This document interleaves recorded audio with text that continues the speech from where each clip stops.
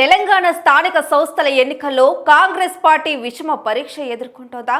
మరీ ముఖ్యంగా ఆ 10 నియోజకవర్గాల్లో కరవమంటే కప్పకు కోపం, విడవమంటే పాముకు కోపం అన్నట్టుగా పరిస్థితులు మారిపోతున్నాయా? బీ ఫార్మ్స్ ఎవరు ఇస్తారన్న విషయమై గొడవ స్టార్ట్ అయ్యిందా?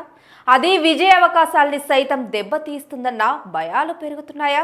ఆ విషయంపై పార్టీలో ఏం జరుగుతోంది అసలు? Let's watch the story. స్థానిక సంస్థల ఎన్నికల కోసం కాంగ్రెస్ పార్టీ అభ్యర్థుల ఎంపిక కసరత్తు మొదలైంది.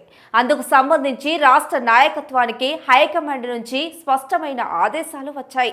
ఈ క్రమంలో ఈ నెల 5 లోపు ఒక్కో సీటుకు 3 పేర్ల చొప్పున ఎంపిక చేసి పంపాలని సంబంధిత నేతలకు దిశానిర్దేశం చేశారు పిసిసి చీఫ్ మహేష్ గౌడ్. ఇంతవరకు బాగానే ఉంది, కానీ అసలు సమస్య అంతా ఆ నియోజకవర్గాల్లోనే వస్తుందట. అయితే బీఆర్ఎస్ నుంచి 10 మంది ఎమ్మెల్యేలు పార్టీలో చేరి ఏడాది కావస్తున్నా ఇప్పటి వరకు అక్కడ అంతర్గత సమస్యల పరిష్కారం దిశగా రాష్ట్ర నాయకత్వం నిర్దిష్టమైన చర్యలు తీసుకోలేదు. ఇక దీంతో ఆ 10 చోట్ల ఎప్పటికప్పుడు అవే అలకలు, అవే అసంతృప్తులు తెర మీదకి వస్తున్నాయి. ఇక ఇప్పుడు జరగబోయేవి స్థానిక సంస్థల ఎన్నికలు కావడంతో ఇవి అందరూ నాయకులకు కీలకమే. వాళ్ళు నియోజకవర్గాల్లో భవిష్యత్తు రాజకీయాలు చేయాలంటే సర్పంచ్, ఎంపీటీసీ, జెడ్పీటీసీలు తమ వాళ్ళై ఉండాలి. సహజంగా నాయకులు కోరుకునేది కూడా అదే. అందుకే అభ్యర్థుల ఎంపికలో తమదే పైచేయిగా ఉండాలని ఎత్తులకు పై ఎత్తులు వేస్తున్నారు.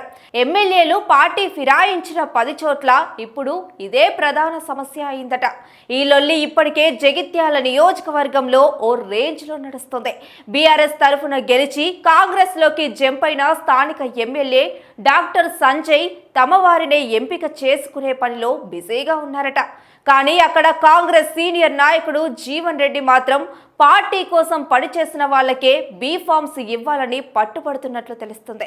నియోజకవర్గంలో తాజా రచ్చకు ఇదే కారణమన్న అభిప్రాయం బలంగా ఉంది. ఒకవేళ పాత కాంగ్రెస్ నాయకులను కాదని బీఆర్ఎస్ నుంచి వచ్చిన వాళ్ళకి ప్రాధాన్యం ఇస్తే కేడర్ మద్దతు ఎంతవరకు ఉంటుందన్నది క్వశ్చన్ మార్క్. ఈ ఎన్నికల్లో మెజారిటీ సీట్లు గెలుచుకోవాలని చూస్తున్న కాంగ్రెస్ పెద్దలకు ఇప్పుడు ఇది తలనొప్పిగా మారుతుందంటున్నారు. ఇక వరంగల్ జిల్లా స్టేషన్ గన్పూర్లో కూడా ఇదే రకం సమస్య ఉందట. ఇటు పటాన్ చెరువులో కూడా same scene. MLA Mahipal Reddy versus senior leader Kata శ్రీనివాసరావుగా నడుస్తున్న వ్యవహారం.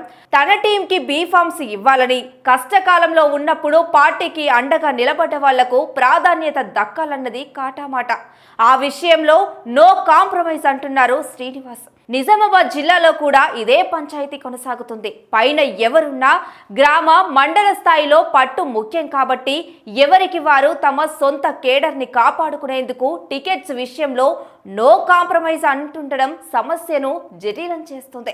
అయితే అన్ని వర్గాలకు సమ ప్రాధాన్యం ఇచ్చేలా జాగ్రత్తలు పాటించాలని పిసిసి అధ్యక్షుడు మహేష్ గౌడ్ ఇప్పటికే జిల్లాల నాయకత్వాల్ని ఆదేశించినట్టు తెలుస్తుంది. ఈ సమన్వయం కోసం త్వరలోనే ఓ ప్రత్యేక యంత్రాంగాన్ని ఏర్పాటు చేసే ఆలోచన ఉన్నట్టు తెలుస్తుంది.